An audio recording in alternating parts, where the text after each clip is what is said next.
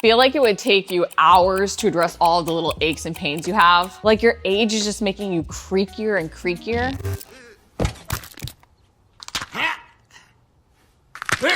This doesn't have to be the case. I want to share how you can use the 3-step prehab process to address aches and pains up and down your body and improve your mobility by targeting just 3 main key areas with 9 exercises. These 9 moves include all 3 parts of the prehab process: foam rolling, stretching, and activation, to have you feeling like a well-oiled machine. And the best part, they can be combined into a routine you use almost daily that takes just about 10 minutes. Before I dive into the moves, I want to explain why the full prehab process is so key, so you understand the benefit of combining these 9 moves in this specific order: foam rolling, stretching, and activation. And because this makes for an even perfect full body warm-up, I focus the stretches on dynamic stretches, ones with movement over static stretches where you just hold, to help make sure you improve your flexibility without impacting your performance. But you first want to foam roll to relax overactive or tight muscles. Foam rolling is like a massage, and it helps release knots and relax muscles so you can better engage weaker underactive muscles and properly mobilize joints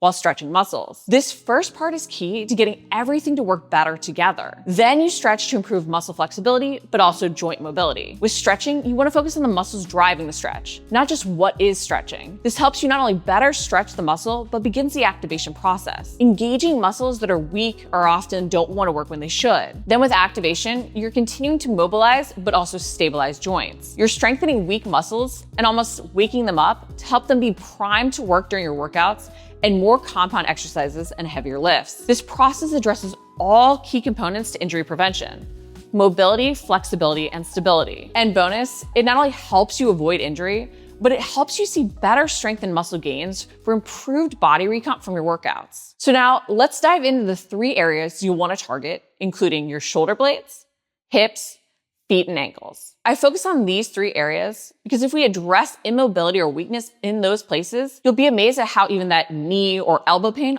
also lessens. Everything is connected, and often where the point of pain is isn't where the initial problem started. So let's start with foam rolling, stretching, and activation for your shoulder blades to improve your scapular mobility and stability. Have you ever had neck, shoulder, or upper back aches and pains? Even elbow pain? Addressing the movement of your shoulder blades may be the key to alleviating those aches and pains. Too often, we only focus on our shoulder mobility and forget about how much the shoulder and shoulder blades really work together to power our movements. From pulling exercises to even pressing movements, we need to have that proper scapular control if we want to use the correct muscles to power the exercises and prevent overload of smaller muscles like our rotator cuff. To improve your scapular mobility and control, try including these 3 moves before your upper body workouts. It will help you improve your pressing as well as your pulling. The first move you want to include in that prehab or warm-up process is lat foam rolling. While the lat more indirectly impacts your scapular movement, it can really contribute to that rounded shoulder posture, causing aches and pains. And a not so fun fact is that it can create issues into your lower body because of its connection to your glutes through the thoracolumbar fascia. And this muscle can often become tight, leading to us not efficiently engaging our backs. To roll your lats, a roller works best. Lie on your side with the roller at the side of your back behind your armpit.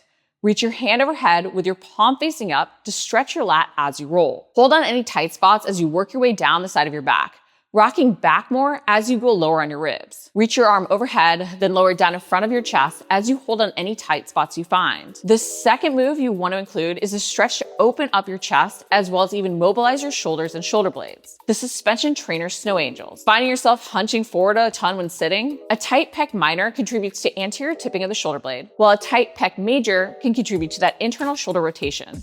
Exactly the bad posture we want to reverse. That's why this stretch, especially before any overhead pressing, is so key. To do the Snow Angels, hold a handle in each hand, facing away from the anchor point, and walk out so the suspension trainer is pulling back slightly on your arms as they're straight down by your sides. Engage your upper back and feel your chest open up and stretch as you swing your arms out straight to the sides and up overhead. By focusing on engaging your back to drive your chest open, you make sure you actually stretch your pecs instead of just seeking out more range of motion from your shoulders. Feel your shoulder blades move as you raise your arms overhead and then lower them back down to your sides. The third move you'll want to include is an activation exercise, the roller serratus anterior extensions. The serratus anterior is a muscle too often ignored and overlooked, but it's been linked to neck, shoulder, and even upper back aches and pains as a primary scapular stabilizer. So this activation move is key to create that strength and stability. To do the serratus anterior extensions, place a roller under your wrist with your palms facing in towards each other at about eye height against a wall. Walk your feet back so you're angled into the wall and resting a bit of your weight against the roller,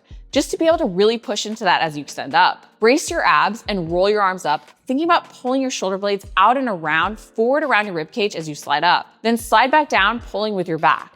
You want to focus on feeling around your ribcage as you reach out and your back as you pull the roller back down. Because everything is connected, you may be surprised by how using these 3 moves can even improve your spinal health and have an impact at your hips and pelvis. But if you do have lower back, knee, or hip aches and pains, or have struggled with tight hips in general and hamstring strains, you'll also want to address these 3 prehab moves to improve your hip mobility and stability next. Many of us have heard we're spending too much time seated, leading to hip flexor tightness. And this hip flexor tightness can create compensations and imbalances that lead to our lower back hurting during deadlift or our knees hurting during lunges. It's why we want to use these 3 moves to relax those hip flexors, mobilize our hips and spine, and even activate our glutes so they're working properly when they should be. This starts with relaxing a hip flexor and quad muscle, the rectus femoris, that can perpetuate lower back, hip, and knee pain. It's the only quad muscle that impacts joint movement at both the knee and the hip. To roll out your rectus femoris, you can use a roller or a ball. The smaller and harder the trigger point tool, the more it will dig in. Find the middle of your thigh about halfway down and lie over the foam roller or ball. As you hold, flex and relax your thigh to help the muscle relax and release. You can move up higher or lower on the front middle of your thigh to find any tight spots and hold. The second move to include is one that addresses not only your hips, but also your spine. It's a stretch that really has that far-reaching impact and great when you're short on time. The world's greatest stretch. This dynamic stretch will warm your body up and prepare everything to work, working on thoracic rotation while stretching your glutes, hip flexors, adductors, and even your hamstrings. To do this stretch, start in a high plank position from your hands, then step 1 foot up and outside the hand on the same side. Squeeze your back glute to stretch that hip flexor. Drop your elbow on the side down to the ground near the instep of your foot. Don't worry if you can't touch the ground. Focus on not rocking out on your foot, just a touch, to make sure you're really stretching your glute and adductor. Reach that arm towards the ceiling, opening your chest up towards that front leg and the ceiling. Focus on your back, opening your chest up as you rotate. Place your hand back down, then drop your back knee to the ground to sit back on your heel, straightening your front leg out. Feel a stretch down your hamstring as you hinge, leaning over that front leg while pushing your butt back. Then repeat the movement. With this stretch and all of the others I mentioned, focus on what is driving the stretch, not just on the muscle stretching. This focus on what you feel working is also key as you do glute activation moves like exercise number 3, the side lying wall lateral raise. You can do this move with body weight or progress it with a band. Lie on your side a few inches from the wall with your back to the wall. Lift your top leg up a few inches off your bottom leg and turn that top toe slightly down towards the ground. Drive your heel back into the wall behind you. Slide your heel up the wall, lifting your leg, feeling your glute working to push back and lift. And last but not least, you want to address your feet and ankles. They're your foundation. Instability or immobility there can lead to changes in your movements up your entire body. Far too many of us have also had ankle or foot aches and pains that we simply rested, then went right back to doing what we were doing, never addressing the underlying culprit. This may be why we now have knee, hip, or even lower back problems. So taking care of our foundation is key with these prehab moves. And one often overlooked muscle group of our lower leg are the peroneals, which is why peroneal foam rolling is so key. Peroneal tightness can lead to what looks like a leg discrepancy or even a weight shift during squatting. This muscle has a far-reaching impact, so it can't be ignored in our prehab. To roll it, place a ball on the ground and relax your lower leg onto the ball, pressing the outside of your lower leg down into the ball and hold as you even circle your foot. You want to focus on the side of the meaty part of your calf, holding as you push down.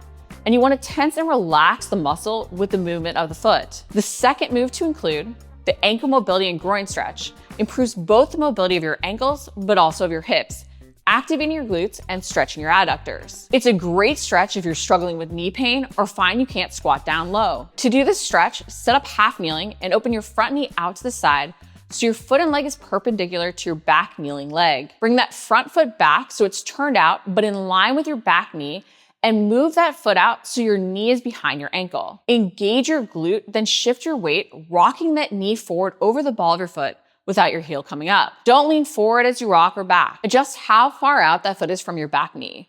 shifting it closer for more of a focus on ankle mobility, or further out to stretch your groin more. Then the third activation move will help you strengthen through the range of motion while addressing that all too often ignored soleus calf muscle. By using a plate weight for the seated plate weight calf raises, you're working this muscle through an extended range of motion. The seated position helps you target the soleus over the gastrocnemius, which we so often focus on with calf raises. Strengthening this muscle improves our gait mechanics, which can help us walk and run more efficiently without pain. To do the seated plate weight calf raises, sit on a bench with the plate weight on the ground in front of you and the balls of your feet on the edge of it. Your heels should be on the ground aligned about under your knees so you feel a slight stretch in your calves. Drive through the balls of your feet and toes to lift your heels up off the ground. Pause at the top to feel your calves, then make sure to lower all the way back down to use the increased range of motion. Combine all 9 of these moves for a quick full body prehab routine, setting a timer for 30 seconds per move or per side, and completing all foam rolling, then stretching, then activation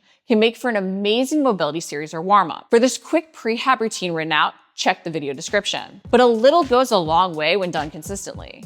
Consider using this routine even 3 to 4 times a week. It takes under 10 minutes.